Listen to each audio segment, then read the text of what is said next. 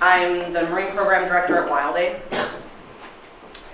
So, yes, it's working excellent. My program, 100%, is focused on making marine protected areas effective and building their enforcement systems. So marine protected areas, MPAs, think national parks of the oceans. Okay? And they are one of the best conservation tools we have for the oceans. The promise is so great that the pioneering oceanographer, Dr. Sylvia Earle, calls them hope spots. Okay? And that's for good reason. Highly protected, well-enforced marine protected areas. I'm going to move out of the way. I think I need to be moving a little more. They support livelihoods of billions of people. They protect reefs that are home to a quarter of all marine species. And they rejuvenate wildlife, providing that ripple effect throughout the ecosystem, from the top predators all the way down to your friendly Disney characters. So clearly, well-enforced and protected MPAs offer that tremendous promise. And the good news is that the world recently has recognized that.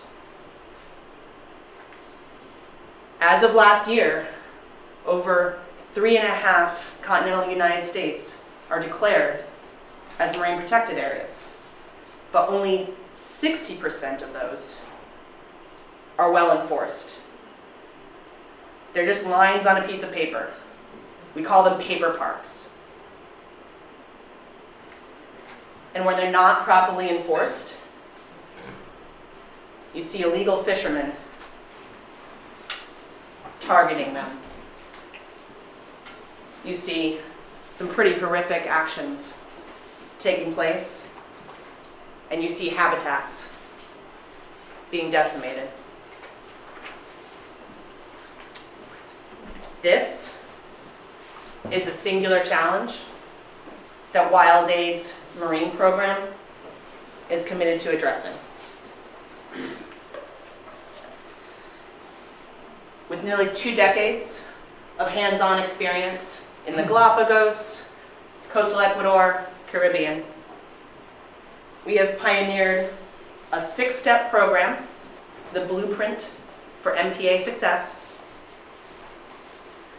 similar to how an architect draws up plans for a structure and then guides the builders through its creation.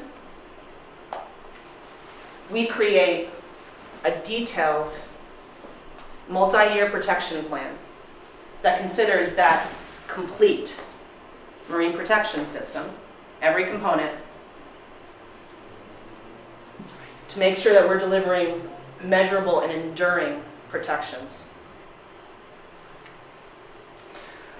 What sets us apart is that with that marine protection plan, we're partnering with organizations on the ground and empowering them to protect their own natural resources. We aren't coming in with a huge team of staff or setting up an office in each location.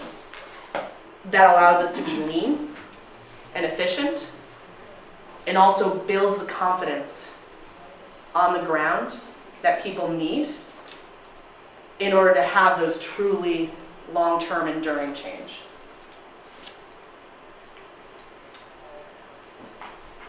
We're currently working globally, and we are with our leaders in the Galapagos and Missoula Marine Reserve. We're able to amplify our impact across the globe. So let me give you an example. Missoula Marine Reserve When we started working there was rampant shark finning and blast fishing. Since we started working with our partners on the ground, the government, multiple NGOs, building an enforcement plan and guiding them through that plan, they now have a 250% increase in their local wildlife populations.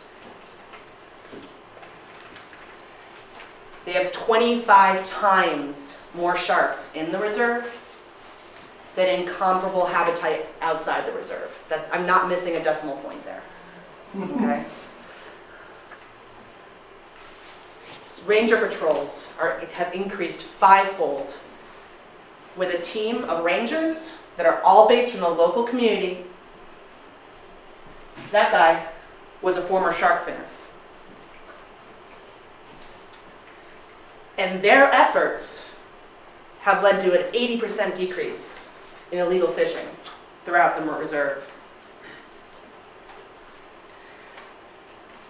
So the results we've achieved in Missoula, pretty outstanding, right? But there's at least 8,000 other MPAs that need our help.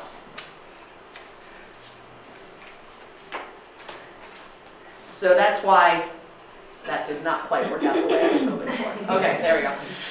We are very pleased that our new goal is to reach 250 MPAs by 2025, including them in our blueprint for MPA success.